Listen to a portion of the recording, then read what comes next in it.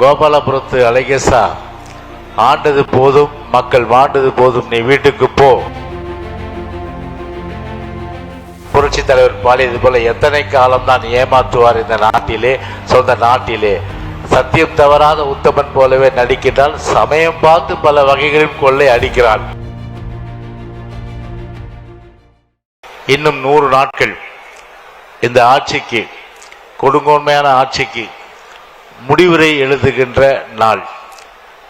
மக்கள் என்ன நினைக்கிறார் என்று சொன்னால், கோபாலபுரத்து அழகேசா, ஆண்டது போதும் மக்கள் மாண்டது போதும், நீ வீட்டுக்கு போ என்கின்ற அந்த குரல் இன்றைக்கு தமிழ்நாடு முழுவதும் இன்றைக்கு ஒலித்துக் கொண்டிருக்கின்றது. காரணம், ஒரு மக்கள் விரோத ஜனநாயக விரோத ஒரு ஆட்சியை நடத்தி வெறும் ஒரு போட்டோ ஷூட் மட்டும் நடத்தி மக்களை ஏமாற்ற நினைத்தால், புரட்சி தலைவர் பாடியது போல எத்தனை காலம்தான் ஏமாற்றுவார் இந்த நாட்டிலே, சொந்த நாட்டிலே. சத்தியம் தவறாத உத்தமன் போலவே நடிக்கின்றால் சமயம் பார்த்து பல வகைகளில் கொள்ளை அடிக்கிறான் என்கின்ற வகையில் இன்றைக்கு கோபாலபுரத்து அந்த அழகேசன் குடும்பம், ஸ்டாலின் குடும்பம் இன்றைக்கு தமிழ்நாட்டை சூறையாடி கொள்ளையடித்து, புரட்சி தலைவர் சொன்னது போல அந்த தீய சக்தி, அந்த தீய சக்தியை தமிழ்நாட்டை விட்டே விரட்ட வேண்டும், வீட்டுக்கு அனுப்ப வேண்டும் என்று சொன்னால், நம்மை விட ஒரு மிகப்பெரிய சக்தி உலகத்திலே இருக்க முடியாது. அந்த ஒரே சக்தி அதை அழைத்தது அண்ணா திராவிட முன்னேற்ற கழகம் மட்டும்தான்.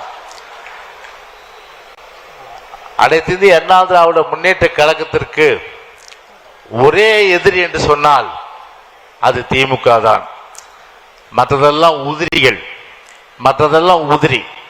ஏன்னா அந்த உதிரிகளை பற்றி கவலைப்படாமல் அதையெல்லாம் உதறி தள்ளிவிட்டு மீண்டும் அம்மாவுடைய அரசை அந்த எடப்பாடியார் தலைமையிலே தமிழ்நாட்டில் அமைக்க வேண்டும். அதுதான் நம்முடைய சூளுரையாக இருக்க வேண்டும் என்று சொல்லி விடைபெறுகின்றேன். நன்றி, வணக்கம். செய்திகளை உடனுக்குடன் தெரிந்து கொள்ள கீழ்கண்ட கேபிள் மற்றும் டிடிஹெச் நெட்வொர்க்குகளில் எம்நாடு செய்தி தொலைக்காட்சியை காணுங்கள். பாதகம் செய்பவரை கண்டால் நாம் பயம் கொள்ளலாகாது பாப்பா.